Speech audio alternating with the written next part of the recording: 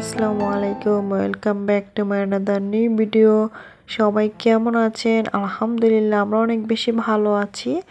তো আজকে ভিডিওটা সকাল থেকেই শুরু করেছি। তো আজকে রান্না করব এটা হচ্ছে শুক্রবারের ভিডিও। তো শুক্রবারে আজকে ভালো কিছুই রান্না করব। তো আজকে কাচ্চি বিরিয়ানি রান্না করব, সাথে মুরগির ফ্রাই। আজকে রান্নাটা খুব তাড়াতাড়ি বসাইছি, তো কারণ আজকে রান্নাটা শেষ করে তারপর দুপুরের খাবার খেয়ে আমরা একটু বাইরে ঘুরতে যাব, সেই কারণে তাড়াতাড়ি রান্না করছি। তো আজকে সকাল সকাল নাস্তাটা করার সাথে সাথেই রান্নাটা বসিয়ে দিয়েছি। তো ফার্স্টে এখানে মুরগির ফ্রাই করব, যেহেতু মুরগিটাকে আগে রান্না করে নিব। তো মুরগি রান্না করার জন্য এখানে মশলাটাকে কষিয়ে নিচ্ছি। তো মুরগি রান্না করতে যা যা মশলা লাগে সব রকমের মশলা দিয়ে সুন্দর করে আমি কষিয়ে নিব মশলাটাকে। তো মশলাটাকে যখন কষানো হয়ে গেছে সুন্দর করে, তারপরে দিয়ে দিচ্ছি এখানে মুরগি। তো এখানে সোনালী মুরগি 5টা মুরগি নিয়েছি, যেহেতু বাসায় লোকের পরিমাণ বেশি তাই। তো 5টা মুরগি নিয়েছি আর মুরগিগুলি 4 টুকরা করেছি। তো মুরগিটাকে মশলার সাথে সুন্দর করে লাড়া দিয়ে তারপর ঢাকনা মুড়া দিয়ে কিছুক্ষণ রান্না করে নিয়েছি। তো তারপর ঢাকনাটা তুলে আবারও সুন্দর করে লাড়া দিয়ে দিব। এভাবে করে আমি মিডিয়াম আঁচে মুরগিটাকে রান্না করে নেব। তারপর মুরগি রান্নাটা হয়ে গিয়েছে, তো মুরগিটা নামাই নিব। তার আগে দিয়ে দিচ্ছি কিছুটা এখানে পাউডার মিল্কটা দিয়ে তারপর সুন্দর করে লাড়া দিয়ে নামাই নিয়েছি মুরগিটাকে। আর ওটাকে ফ্যানের বাতাসে ঠান্ডা করতে রেখে দিয়েছি। তো এখানে কাচ্চি রান্না করার জন্য মাংসটাকে রেডি করে নিচ্ছি। তো এখানে 2 কেজি গরুর মাংস ছিল। তো ওই মাংসগুলি একদমই ফ্রেশ ছিল। তো আজকে এই গরু কাটা হয়েছে, তো একদম দাঁড়িয়ে থেকে তারপর মাংসটা আনা হয়েছে। মাংসটা অনেক বেশি সুন্দর ছিল, রানের মাংস আনা হয়েছে। তো মাংসটাকে রেডি করার জন্য এখানে প্রথমে দিয়ে দিচ্ছি 2 কাপ পেঁয়াজ। তো পেঁয়াজটা দেওয়ার পর তারপর দিয়ে দিচ্ছি এখানে 2 টেবিল চামচ মরিচের গুঁড়ো, 1.5 টেবিল চামচের মতো জিরের গুঁড়ো। তো আর পরে দিয়ে দিচ্ছি এখানে 2 প্যাকেট কাচ্চি বিরিয়ানির মশলা। তো রেডিমেড কাচ্চি বিরিয়ানি পাওয়া যায় মশলা, তো ওই মশলাটাকেই ব্যবহার করছি এখানে। তো 2 কেজি পরিমাণের গরুর মাংস আর 2 কেজি ছিল চাল, বাসমতি চাল, সেই কারণে 2 প্যাকেটে আমি ব্যবহার করেছি। তো 2 প্যাকেট দেওয়ার পর তারপর এখানে দিয়ে দিচ্ছি স্বাদ মতন লবণ। তো রেডিমেড মশলা ব্যবহার করলে কিন্তু খুব সহজেই রান্না হয়ে যায়, বেশি একটু ঝামেলা মনে হয় না। তারপর দিয়ে দিচ্ছি এখানে 3 টেবিল চামচের মতো লাইট সয়া সস। তো লাইট সয়া সসটা দিয়েছি। তারপর দিয়ে দিব এখানে আদা রসুন বাটা 2 টেবিল চামচ। আদা রসুন বাটা দেওয়ার পরে তারপর দিয়ে দিব এখানে পেঁয়াজ বেরেস্তা। তো পেঁয়াজ বেরেস্তা আগে থেকে করে রেখেছি। পেঁয়াজ বেরেস্তা দিয়ে দিব 1.5 কাপের মতো। পেঁয়াজ বেরেস্তা বাজা এখানে তেলও দিয়েছি মাংসটার মধ্যে, আর সয়াবিন তেল দিয়েছি। তো পরিমাণ মতো আমি তেল দিয়েছি, বেশি একটা তেল দেই নাই, তেল বেশি হলে খেতে একদমই ভালো লাগে না। তারপর এখানে পাউডার দুধ দিয়ে আর লেবু দিয়ে টক দই বানিয়েছি। তো ওই টক দইটা দিয়েছি। টক দইটা দিয়ে তারপর এবার সুন্দর করে হাত দিয়ে মেখে নিচ্ছি। তো এই কাজটা অবশ্যই হাত দিয়ে করবেন। তারপরে এখানে হাত দিয়ে মাখার পরে চুলায় একটু 50% মতো সিদ্ধ করে নিব মাংসটাকে। তো আমরা যেহেতু প্রতিদিন রান্না করি না, তো মাঝে মধ্যে রান্না করি, একটু ভয় কাজ করে। যদি সরাসরি বসাই চুলার মধ্যে, মাংসটা যদি শক্ত থেকে যায় তাহলে তো খেতে ভালো লাগবে না। তো আমরা কোনো একদম রিস্ক নিতে চাই না, রিস্ক না নিয়ে তাই একটু 50% মতো কষিয়ে নিলেই ভালো হয় আমাদের কাছে মনে হয়, সেই জন্যই নিয়েছি। নর্মালি হোটেলে কিন্তু একবারে বসায় তারপর রান্না করে নেয়, তাই আমরা বসাই না, আমরা এভাবে করে একটু কষিয়ে নিই, তাহলে আমাদের কাছে ইজি মনে হয়। তো যারা এই ভয়ে রান্না করতে চান না তারা চাইলে আমরা যেভাবে রান্না করি এভাবে রান্না করতে পারেন। তো আলহামদুলিল্লাহ এভাবে রান্না করলে খেতে অনেক বেশি ভালো লাগে। তো মাংসটার মধ্যে আলু দিয়ে তারপর ঢাকনা মুড়া দিয়ে কষানোর জন্য রেখে দিয়েছি চুলার মধ্যে। আর অপর পাশের চুলা এখানে রাইসটাকে আমি সিদ্ধ করে নিব। তো রাইসটা সিদ্ধ করার জন্য এখানে আমি পানি দিয়েছি পরিমাণের বেশি। তো পানিটা অবশ্যই বেশি দিতে হবে, পানি কম হলে কিন্তু রাইসটা একদমই ভালো হবে না। পানিটা যখন বলক চলে আসে তখন আমি সামান্য পরিমাণ তেল দিয়েছি, সয়াবিন তেল, আর লবণটা দিয়ে এবার রাইসটাকে আমি সিদ্ধ করে নেব। আর এই যে 2 পাতিলে 2টা রান্না চলছে, একটা রাইস সিদ্ধ আর একটা মাংসটা কষাচ্ছি। তো মাংসটাকে আমি সুন্দর করে এবার লাড়া দিয়ে দিচ্ছি, লাড়া দিয়ে তারপর এখানে আমি রাইসটাকে লাড়া দিয়ে দিচ্ছি। আর রাইসটা কিন্তু এর মধ্যে সিদ্ধ হয়ে গিয়েছে। রাইসটাকে আমি 80% মতো সিদ্ধ করেছি। তো 80% মতো যখন সিদ্ধ হয়ে গেছে তখন আমি রাইসটাকে নামায় নিব চুলার থেকে, তারপর ছেঁকে নিব। আর এটা হচ্ছে বাসমতি চালের ছিল। তো তো এখানে চালের পরিমাণ ছিল বাজারে কিনতে যে প্যাকেটগুলি পাওয়া যায়, তো ওই 2 প্যাকেটই একদম নিয়েছি সবগুলি। এখানে 2 কেজি পরিমাণেই ছিল। তো গরম গরম অবস্থায় এবার আমি যখন মাংসটা কষানো হয়ে গেছে তখন বসায় দিচ্ছি রাইসটা দিয়ে।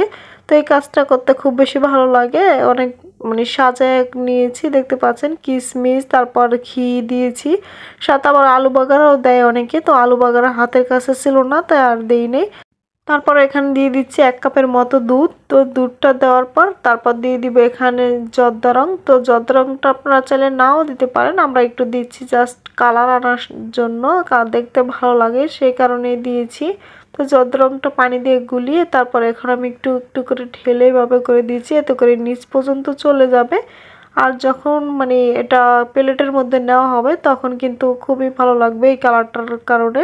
সবকিছু দেওয়ার পরে এবার পেঁয়াজ বেরেস্তা দিয়ে দিচ্ছি। তো পেঁয়াজ বেরেস্তা দিয়ে তারপর ঢাকনা পুরো দিয়ে এবার রান্না করে নিব। পুরো 40 মিনিটের মতো রান্না করে নিয়েছি একদমই লো হিটে। তো মাশাআল্লাহ কাচ্চিগুলি অনেক বেশি সুন্দর হয়েছে, দেখতে পাচ্ছেন। তো যারা মানে রান্না করতে ভয় পান তারা চাইলে আমার রেসিপিটা ফলো করে রান্না করতে পারেন। অল্প করে প্রথমে রান্না করবেন, যদি ভালো হয় তাহলে বেশি করে রান্না করবেন। তো আগে বেশি করে রান্না কেউ করতে যাবেন না, এতে করে মানে যদি নষ্ট হয়ে যায় তাহলে কিন্তু খুবই একটা খারাপ লাগবে।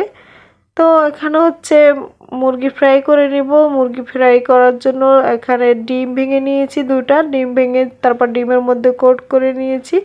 তারপর আমি টোস্টের গুঁড়ার সাথে কোট করে নিয়েছি সবগুলি। তো এখানে আমি ভেজে নিব।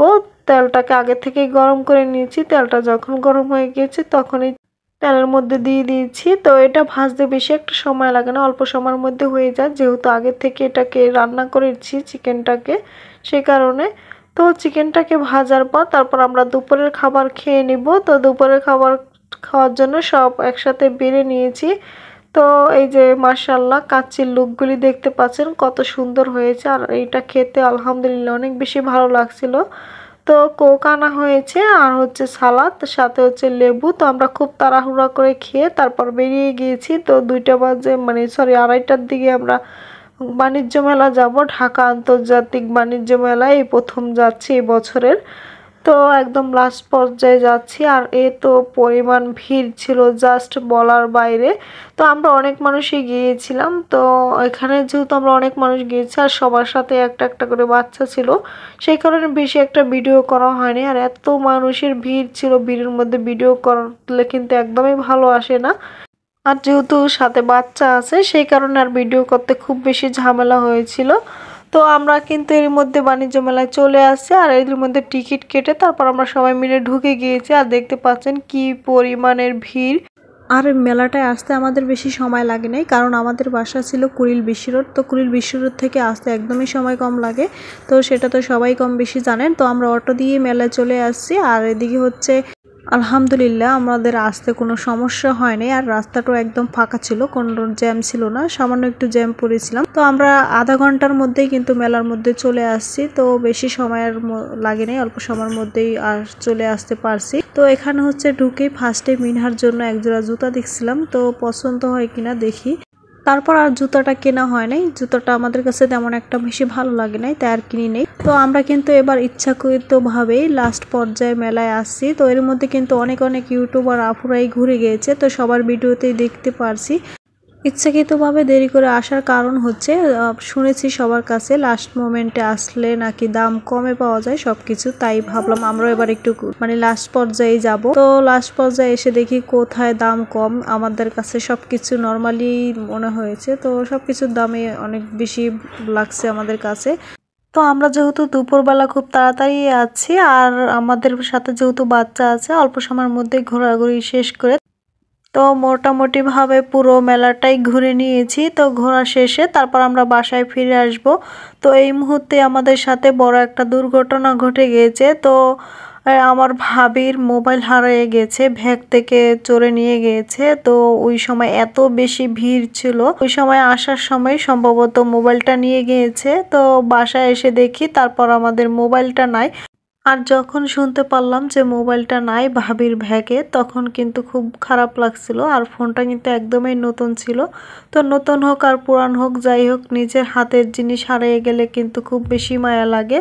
তো মোবাইলটার জন্য থানায় জিডি করেছে আর বলছে থানার থেকে যে 2-1 মাসের মধ্যে মোবাইলটা পেয়ে যাব, দেখা যাক পাই কি না। এখানে হচ্ছে বাসায় আসার পর কি কি কেনাকাটা করলাম তাই আপনাদের সাথে শেয়ার করছি। খুবই কম জিনিস কেনাকাটা করেছি, তো বেশি কিছু কেনাকাটা করিনি। তো যাই করেছি তাই আপনাদের সাথে শেয়ার করছি। তো এখানে হচ্ছে নারকেল কুড়ানো কিনেছি 2টা, আর একটা হচ্ছে আলু ভর্তা করার জন্য একটা কিনেছি, আর একটা হচ্ছে চিমটা কিনেছি। সাথে হচ্ছে 2টা কড়াই, এই কড়াই 2টা হচ্ছে 2000 টাকা নিয়েছে। আবার একটা স্টিলের বল ছিল, তো বলটার দাম ছিল 1000 টাকা। আর এই ওয়াশরুমের জন্য আনা হয়েছিল, তো এই 2টা হচ্ছে 200 টাকা দিয়ে আনছি, 240 টাকা। সাথে হচ্ছে একটা পিঠা বানানোর জন্য মেশিন আনিয়েছি। অনলাইনে দেখছি এই মেশিনটা দিয়ে খুব সহজে পিঠা বানায় নেওয়া যায়, তাই ভাবলাম আমরাও একটা কিনে নিয়ে আসি। তো দেখা যাক এটাকে কাজে আসে কিনা। এই মেশিনটার দাম নিয়েছিল 300 টাকা। আর নর্মালি কিন্তু এইসব দোকান থেকে ওই জায়গায় আমার কাছে মনে হয় দামটা একটু বেশি নিয়েছে। তারপর ননস্টিকের একটা ফ্রাই প্যান কিনেছি মাছ ভাজার জন্য।